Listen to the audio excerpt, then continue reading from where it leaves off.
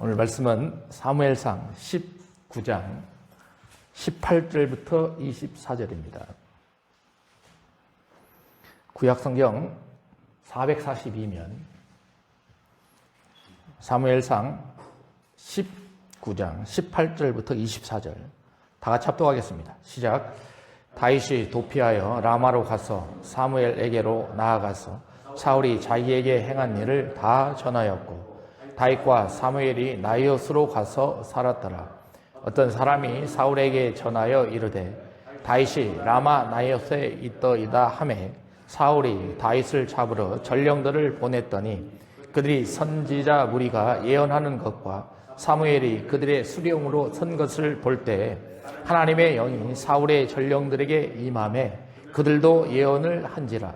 어떤 사람이 그것을 사울에게 알림해 사울이 다른 전령들을 보냈더니 그들도 예언을 했으므로 사울이 세 번째 다시 전령들을 보냈더니 그들도 예언을 한지라. 이에 사울도 라마로 가서 세구에 이르되 있는 군 우물에 도착하여 물어 이르되 사무엘과 다윗이 어디 있느냐. 어떤 사람이 이르되 라마 나이옷에 있나이다. 사울이 라마 나이옷으로 가니라. 하나님의 영이 그에게도 임하시니 그가 라마 나이옷에 이르기까지 걸어가며 예언을 하였으며 그가 또 그의 옷을 벗고 사무엘 앞에서 예언을 하며 하루 밤낮을 벗은 몸으로 누웠더라. 그러므로 속담에 이르기를 사울도 선지자 중에 있느냐 하니라. 아멘. 나의 라마 나이옷은 라는 제목으로 오늘 말씀을 선포하고자 합니다. 라마 나이옷, 생소한 이름일 겁니다. 라마에 있는 선지 동산입니다. 지금으로 말하면 신학교라는 뜻입니다. 다윗을 죽이려고 하는 사울, 그러나 계속 실패합니다. 다윗은 이제 도망갑니다. 사울은 쫓아갑니다. 그 농도가 훨씬 더 강해지기 시작합니다. 단창으로 죽이려고 하는 사울, 그러나 다윗은 피하죠. 군사들을 보냅니다. 또 미가를 통해서 하나님은 역사하셔서 다윗에게 피할 길을 허락해 주십니다. 다윗이 미가를 통해서 왕궁에서 도망 나왔습니다. 이제 다윗을 도와줄 사람은 없습니다. 이스라엘은 모든 사람들이 다윗을 보게 된다면 다윗을 사울 앞에 신고합니다. 그리고 보상을 받겠죠. 그런 어려운 환경 속에 놓여져 있는 다윗. 이때 다윗은 그러면 나는 과연 누구를 찾아갈 것인가? 과연 나는 누구를 통해서 이 어려운 환난과 이 어려운 길들을 이겨내 갈 것인가? 그러나 오늘 본문에 보면 다윗은 사무엘을 찾아갑니다. 여러분, 사무엘이 누구입니까? 하나님의 선지자 아닙니까? 여러분, 그래서 저는 두 사람의 모습을 비교해 봤습니다. 믿음의 사람 다윗이 말씀의 사람 사무엘을 찾아갔구나 라는 말씀이 떠오르라고요. 여러분, 우리도 어려움이 당했을 때, 그런 환경이 놓여졌을 때 다윗과 같은 모습을 찾아가실 줄 알아야 합니다. 그리고 오늘 본문에 보십시오. 하나님은 다윗을 보호하기 위해서 하나님의 개입하심을 통해서 그 어려운 상황을 이기게 하신다라는 것입니다. 여러분, 오늘 말씀을 통해서 내가 처하고 있는 어려운 상황, 그 환난, 역경, 그것을 하나님의 말씀을 통해서 승리하시는 그런 한 주의 삶이 되시길 소망합니다. 여러분, 다윗은 더 이상 숨을 곳이 없어요. 도울 사람도 없습니다. 한계 상황에 부딪혔습니다. 그러나 하나님은 다윗에게 사무엘을 생각나게 하십니다. 사무엘이 머물러 있는 곳이 라마 나이옷입니다. 나이옷, 거처지, 은신처. 가장 일반적인 것은 기숙사, 이런 식으로 표현이 됩니다. 그러니 라마에 있는 기숙사. 그런데 그곳에 사무엘이요, 선지자로서 또 대표로서 있어요. 그러니 수많은 사람들은 라마에 신학교가 있었구나 이렇게 생각을 하는 것입니다. 그리고 사무엘이 라마 신학교에서 수많은 선지자들을 양성해 가고 있구나, 이렇게 표현을 하고 있다라는 것입니다. 그런 하나님의 사람을 다윗은 찾아갔습니다. 여러분, 내 앞에 놓여져 있는 어려운 핍박, 고난, 여러분 예수님 믿는다고 해서 무조건 참는 것이 다반사가 아니에요. 그 어려운 환경과 역경이 내 앞에 펼쳐져 있을 때 그것을 무턱대고 참는다고 생각한다면 자칫 역효과를 가져올 수도 있다라는 것입니다. 왜냐? 하나님의 뜻이 있을 것이고 사단이 우리를 괴롭힐 수도 있기 때문입니다. 여러분, 그래서 도무지 변화가 보이지 않을 때는 사무엘, 다윗처럼 사무엘을 찾아가야 됩니다. 또한 생명의 위험이 느낄 정도의 아픔이 있을 때는 또 하나님의 사람을 찾아갈 줄 알아야 합니다. 신앙생활을 영위할 수 없을 만큼 어려운 환경에 처해져 있을 때도 하나님의 사람을 찾아가야 한다라는 거예요. 여러분, 예수님도 제자들에게 그렇게 말씀하셨습니다. 마태복음 10장 23절입니다. 같이 읽어봅니다. 시작. 이 동네에서 너희를 박해하거든 저 동네로 피하라. 내가 진실로 너희에게 이르노니 이스라엘의 모든 동네를 다 다니지 못하여서 인자가 오리라, 이렇게 되어 있습니다. 예수님도 제자들을 파송할 때 앞으로 제자들에게 닥쳐올 어려움과 환난을 다 아셨습니다. 심한 박해가 일어날 걸 아셨습니다. 그렇기 때문에 예수님이 그런 말씀하시는 거예요. 너희를 박해하거든 저 동네로 피하라. 여러분, 사도행전 7장에 보면 스데반이 박해를 받고 죽음을 당하게 됩니다. 수많은 예수 그리스도의 제자들이 그 모습을 바라봅니다. 그러나 그들은 참지 않았습니다. 견디지 않았습니다. 그들은 열방으로 흩어졌습니다. 피했습니다. 예수님께서 말씀하셨던 것처럼, 제자들에게 권면하셨던 것처럼 똑같이 사도행전에도 그런 모습을 우리에게 보여주고 있습니다. 그러나 성경은 그것으로 멈추지 않습니다. 그들을 통해서 열방에 하나님의 복음이 더 선명하게 전할 수 있게끔 복음의 확장성을 우리에게 보여주고 있다라는 것입니다.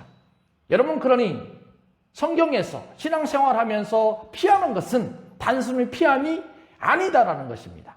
그 피함을 통해서 하나님의 역사와 예수 그리스도의 일하심이 우리에게 놓여지게 된다라는 사실을 우리는 반드시 인식하셔야 된다라는 것입니다. 여러분, 그래서 18절을 같이 읽어봅니다. 같이 읽습니다. 시작. 다윗이 도피하여 라마로 가서 사무엘에게로 나아가서 사울이 자기에게 행한 일을 다 전하였고 다윗과 사무엘이 나요스로 가서 살았더라, 이렇게 되어 있습니다. 다윗은 절박한 위기에 놓여져 있었습니다. 여러분, 사무엘을 한번 생각해 보시기 바랍니다. 사무엘이 정치적인 힘이 있습니까? 군사력이 막강한 사람입니까? 전략가로서의 위치를 가지고 있습니까? 아니에요. 사무엘은 단지 하나님의 말씀을 듣고 하나님의 말씀을 선포해주는 사람에 불과하다는 것입니다. 그런데 다윗은 이런 사람을 찾아갔습니다. 무엇을 상징합니까? 다윗은요, 자기 앞에 놓여져 있는 어려움을 해결하기 위해서 찾아간 것이 아니다라는 거예요. 하나님의 사람을 찾아간 것은, 말씀의 사람을 찾아간 것은 다른 것이 아니라 이 어려운 상황을 통해서 나를 향한 하나님의 뜻이 무엇인지를 찾아가기 위해서 다윗이 사무엘을 찾아갔다라는 것입니다. 여러분, 우리도 이래야 합니다. 눈앞에 놓여져 있는 단순한 그런 문제만을 해결하기 위해서 신앙생활을 하지 마시고 그 어려운 환경 속에서 진정한 하나님의 뜻이 무엇인지를 찾아야 된다라는 것입니다. 그런 하나님의 손길을 찾아갈 때에 하나님은 우리에게 또 다른 은혜의 역사를 만들어 주신다라는 것입니다. 제가 신학교 다닐, 생도 때에 수많은 선배들로부터 들었던 말이 있습니다. 강한 파도가 강한 어부를 만든다라는 것이죠. 하나님이 그런 고난과 역경을 주실 때에는 반드시 하나님의 사람에게는 이유가 있다라는 것이에요. 로마서 5장 3절 4절에 그렇게 돼 있지 않습니까? 같이 읽어봅니다. 시작. 다만 이뿐 아니라 우리가 환난 중에도 즐거워하나니 이는 환난을 인내를, 인내는 연단을, 연단은 소망을 이루는 줄 알미니라. 이렇게 됐습니다. 여러분, 성경에 나타난 시험의 종류가 다양하게 있습니다. 아브라함이 받은 것은 시험, 테스팅이라고 표현을 합니다. 여러분, 또한 요셉이 보디발의 아내로부터 받았던 환난이 있었습니다. 유혹 아닙니까? 템테이션입니다. 또 다른 시험은 초대 교회에 겪었던 수많은 핍박이었습니다. 트라이얼입니다. 그런 핍박과 환난과 어려움, 시험, 유혹, 그런 환난이 우리 앞에 펼쳐져 있는데, 우리 앞에 장애물로 놓여져 있는데, 하나님은 그 사건을 통해서 우리가 석탄으로 펼쳐질 인생을 다이아몬드로 바꾸어가길 원하신다라는 거예요. 여러분, 석탄과 다이아몬드가 똑같은 탄소로 이루어져 있습니다.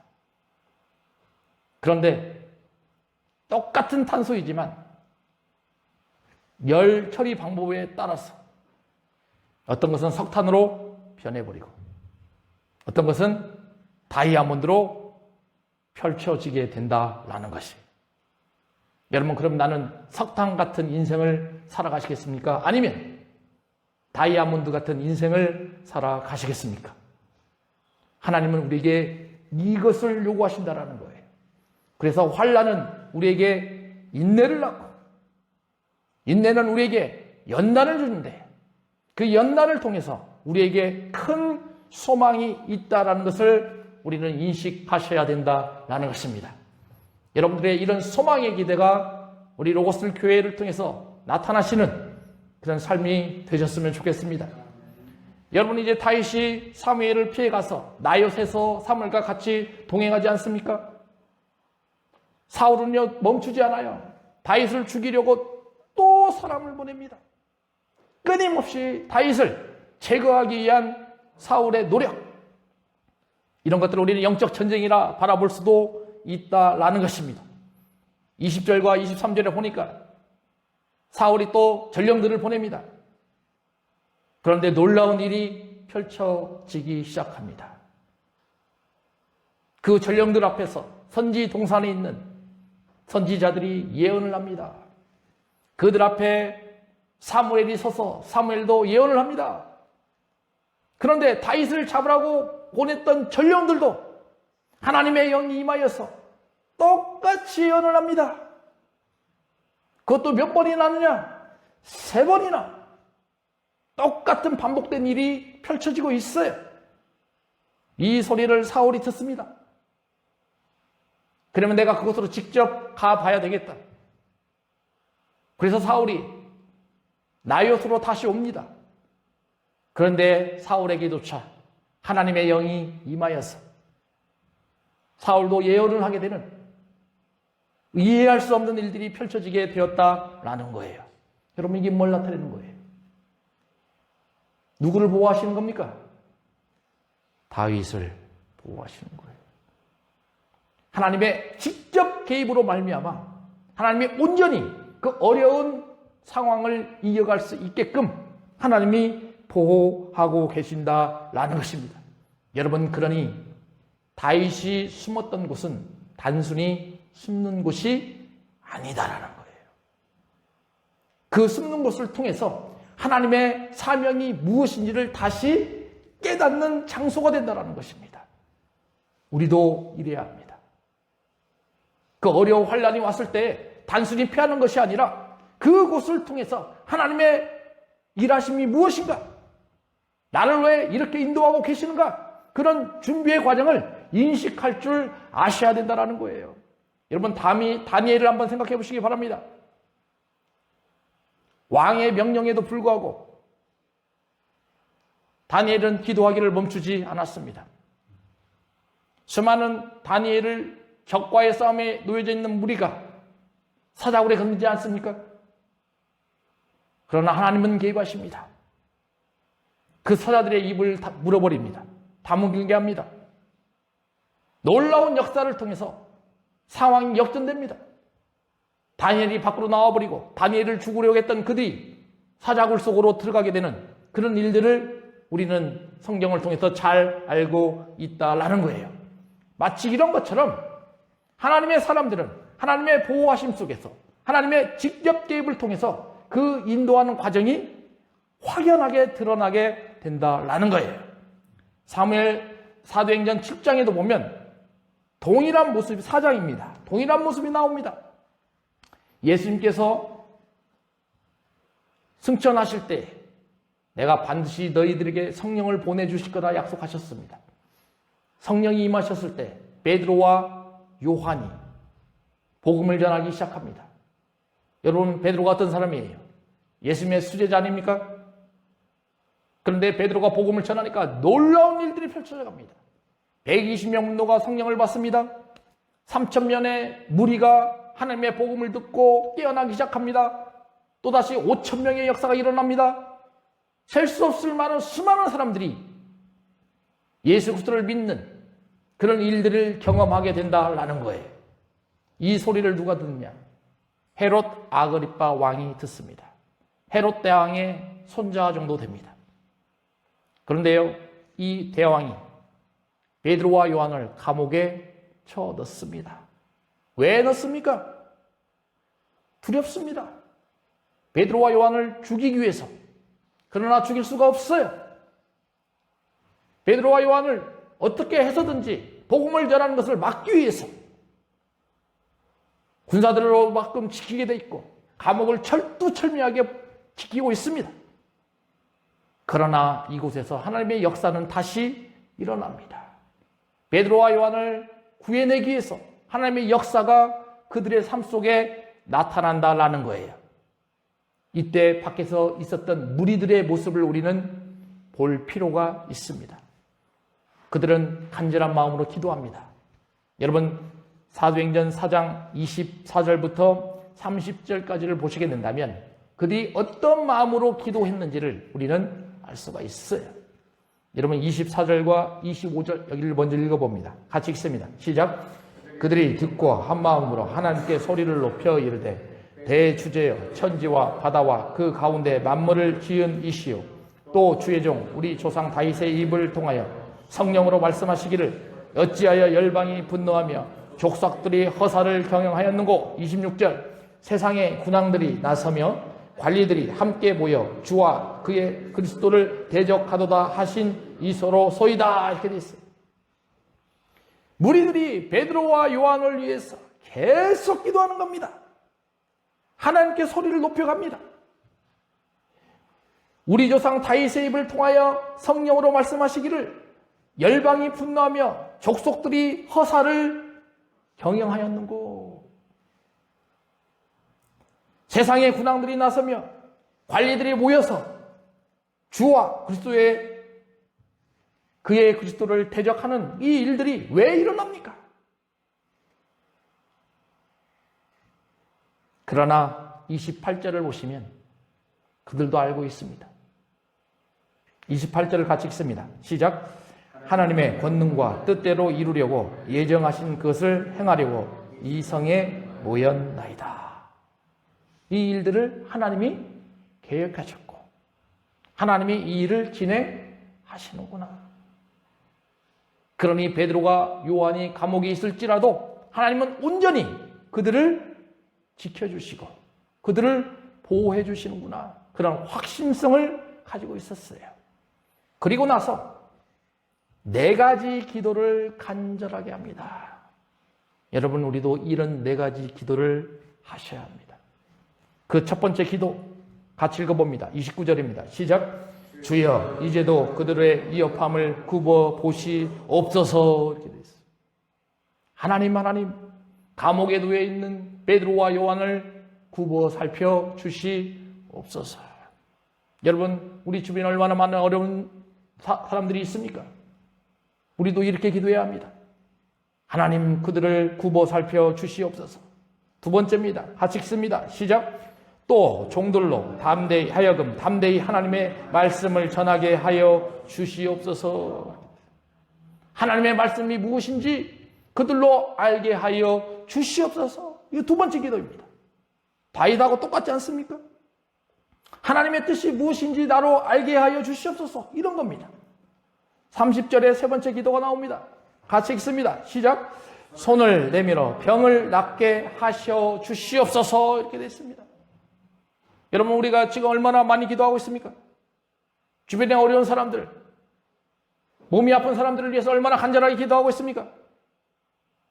이미 사도행전 4장에도 수많은 영혼들이 아픔을 위해서 간절한 마음으로 온 무리가 모여서 기도했던 장면들을 우리는 찾을 수가 있어요. 우리 교회도 이래야 합니다. 그래야 하나님의 직접 개입이 있으실 겁니다. 하나님의 보호하심이 나타날 거다라는 거예요. 마지막 네 번째입니다. 같이 읽습니다. 시작. 표적과 기사가 거룩한 종 예수의 이름으로 이루어지게 하옵소서 하더라. 누구의 이름으로? 예수의 이름으로. 여러분, 그러니 그 어려울 환난과 역경을 내가 풀려고 하지 마시고 사도들과 또한 무리들이 했던 것처럼 예수의 이름으로 능히 이루어질 줄 믿음으로 바라보셔야 됩니다. 그런 놀라운 의 역사가 우리 교회에 나타날 것이고 여러분들의 가정에 임할 것입니다. 이번 주 동안에 이런 일들을 경험하셨으면 좋겠습니다. 여러분, 그러니 어려움이 왔을 때 다윗처럼 하나님의 개입하심을 기다리십시오. 그때가 언제인지 우리는 알 수가 없어요. 하나님의 시간표에 따라, 하나님의 시간에 따라 그 일들이 일어나게 될 거다라는 것입니다. 여러분, 그런데 이제 마지막이에요. 28절에 보니까 놀라운 일들이 하나 더 나타납니다. 24절 입니다. 24절 같이 읽어봅니다. 시작. 그가 또 그의 옷을 벗고 사무엘 앞에서 예언을 하며 하루 밤낮을 벗은 몸으로 누웠더라. 그러므로 속담에 이르기를 사울도 선지자 중에 있느냐 하니라. 이렇게 되어 있습니다. 여러분, 사울이요 옷을 벗습니다. 여러분, 다시 생각해야 돼요. 사울이 입는 옷이 무슨 옷입니까? 왕의 옷이에요. 그런데 그 왕의 옷을 벗습니다. 무엇을 상징합니까? 이제 더 이상 사울은 왕이 아니다라는 거예요. 두 번째, 사울은 하루 밤낮을 벗은 몸으로 누웠어요. 이런 모습을 누가 봅니까? 이스라엘 백성들이 봅니다. 그러면 왕의 권위와 역할이 이제는 사울에게 더 이상 있어요? 없어요? 없어요. 여러분, 라마 나옳 선지 동산에서 하나님의 개입하심을 통해서 이스라엘 백성들에게 온전히 알려주신 것은 어마어마한 일이다라는 거예요. 왜 다윗이 사무엘을 찾아갔는지에 대한 문제가 여기에서 풀리는 것입니다.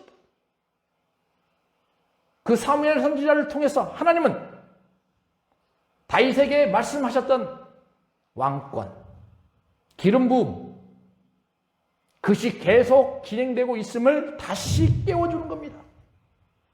그리고 이제 온전히 사울이 가지고 있었던 그 왕권이 이제는 너에게 준비되고 가고 있다라는 확신을 심어 주신 거예요.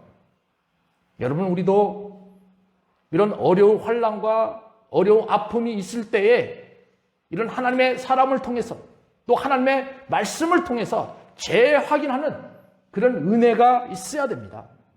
그래야 그런 사람이 하나님으로부터 쓰임을 받을 수 있는 거고 또 하나님의 그런 보호하심을 경험할 수 있는 거고 그래야 그런 사람이 하나님께 쓰임받는 놀라운 은혜가 나타나게 된다라는 거예요. 여러분, 이번 주간에 간절한 마음으로 기도하십시오. 그 간절한 마음으로 기도 가운데 이런 하나님의 뜻을 분별하시고 다윗처럼 놀라우신 은혜의 역사를 경험하시는 그런 일들이 나타났으면 좋겠어요. 여러분, 뉴질랜드에요. 앤디 폴디라는 여자가 있었어요. 이분이 하는 일은 사하라 사막 땅에 나는 숲을 만들겠다. 근데 이 사람 직업이 뭐였냐면 술집에서 일하는 호스티스였어요. 근데 예수를 믿었습니다. 예수님을 다 믿으면서 무슨 말씀을 봤냐?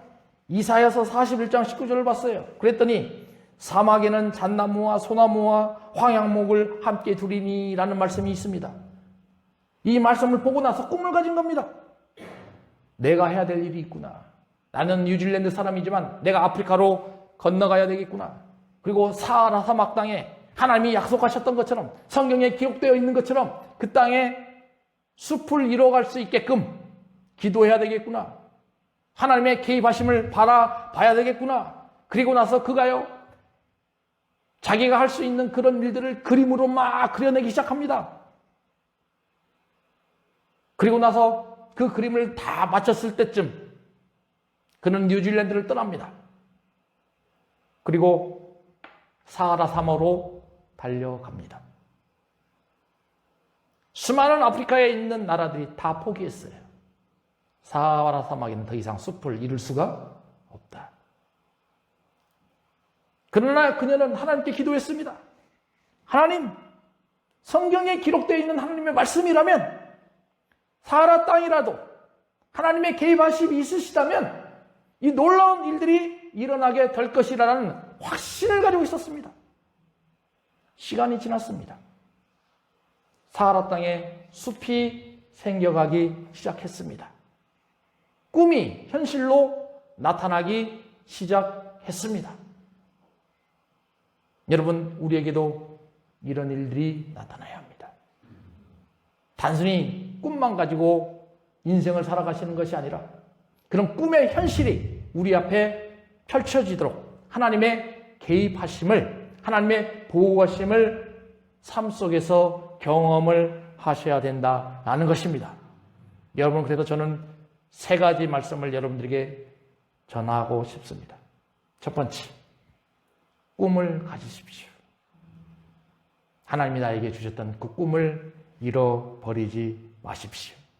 꿈이 있는 사람은 내일을 품을 줄 압니다. 내일을 품을 줄 아는 사람이 소망을 갖게 됩니다. 비록 눈앞에 보이지 않는 그런 일들이라고 생각하지만, 손에 잡히지 않는 그런 일들이라고 생각하지만, 이 여인처럼 그 꿈을 가지고 살아간다면 하나님의 개입하심을 경험하시게 될 거다라는 것입니다.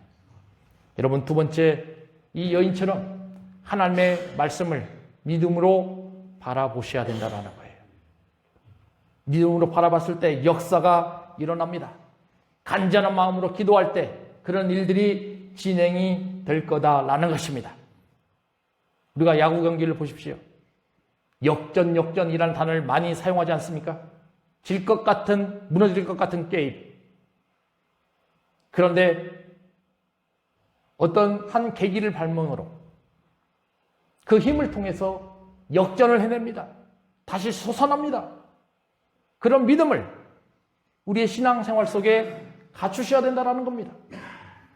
여러분, 마지막으로 이런 꿈과 믿음을 가지고서 가만히 있으면 안 돼요.